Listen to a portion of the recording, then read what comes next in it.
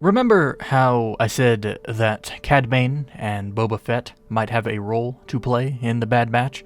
Well, as of right now, we are skirting the edges of that storyline. Cad Bane and Boba both work for Jabba. Jabba, though he did not appear, had a significant impact on this episode. Seriously, this episode might have been fairly straightforward, like the last one, but it also opened up more doors as to where this show can go. And like I've been saying, I don't think the Bad Batch are making it into hiding.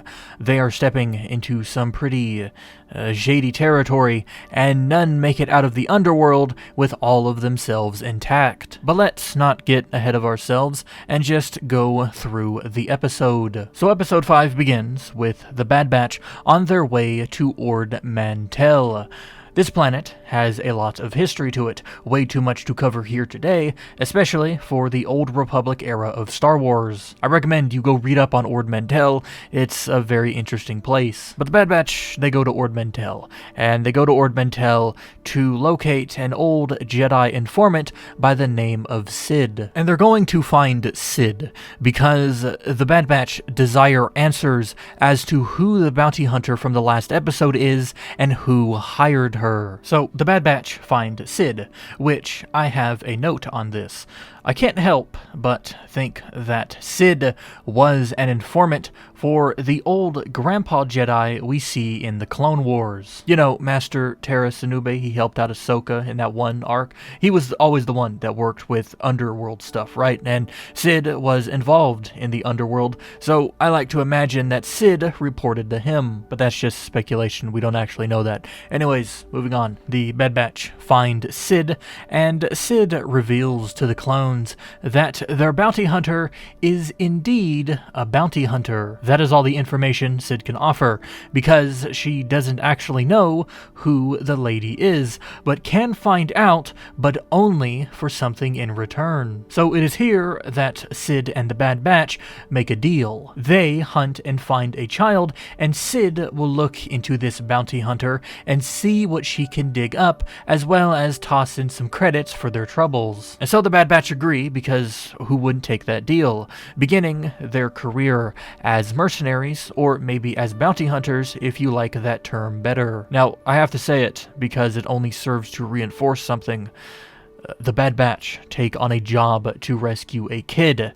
They are doing the same type of job as Fennec, and they are also doing the same job as Cad Bane and Boba Fett did in their incomplete arc I mentioned last video. And it's almost ironic that the child they save turns out to have been requested by Jabba the Hutt, who Cad Bane and Boba Fett both work for. Maybe it's just a coincidence. Maybe I'm pushing a narrative that I shouldn't be pushing, but I'm going to push it. We are getting Cad Bane and Boba Fett. Write it down, because there is no doubt in my mind, just you wait. But getting back to the episode, the Bad Batch are tasked with retrieving a child from a nearby encampment of Zygarians, the Neko cat people of the Star Wars galaxy. And it is here that I noted that the entire squad is really missing someone as skilled as Crosshair was. Because instead of Crosshair going to the high ground to get a lay of the land, Echo is told to go,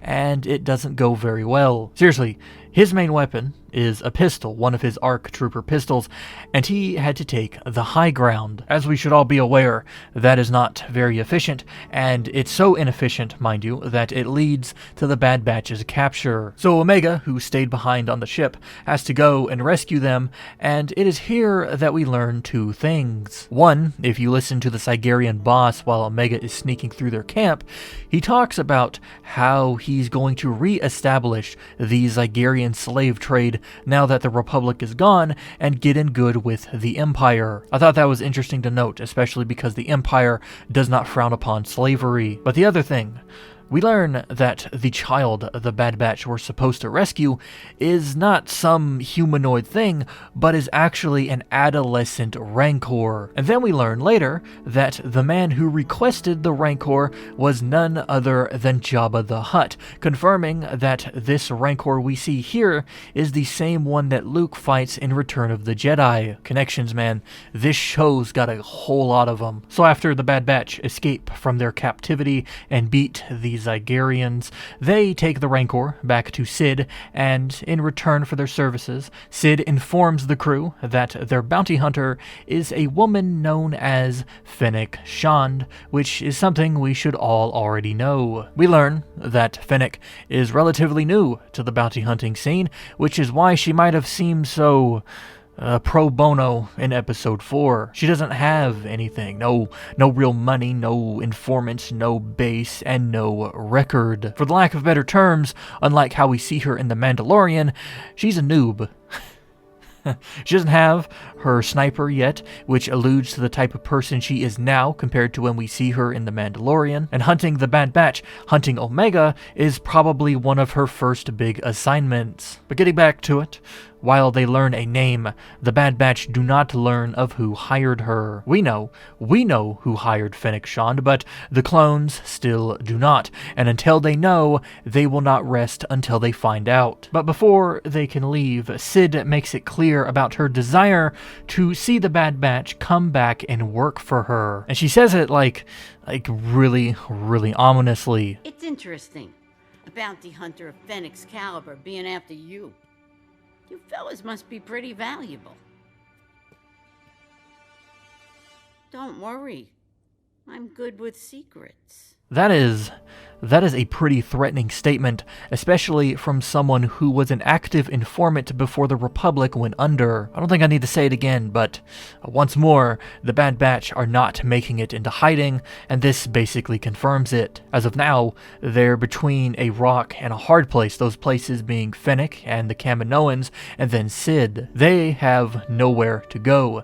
You either sleep on the rock or you sleep on the hard place. Neither is ideal, but one is more lucrative than the other, so take with that what you will. But maybe you think different. If you have any questions or comments about this video, Star Wars, or its lore, feel free to leave them in the comment section down below, and I'll be sure to read each and every one of them. Thanks for watching, and remember well,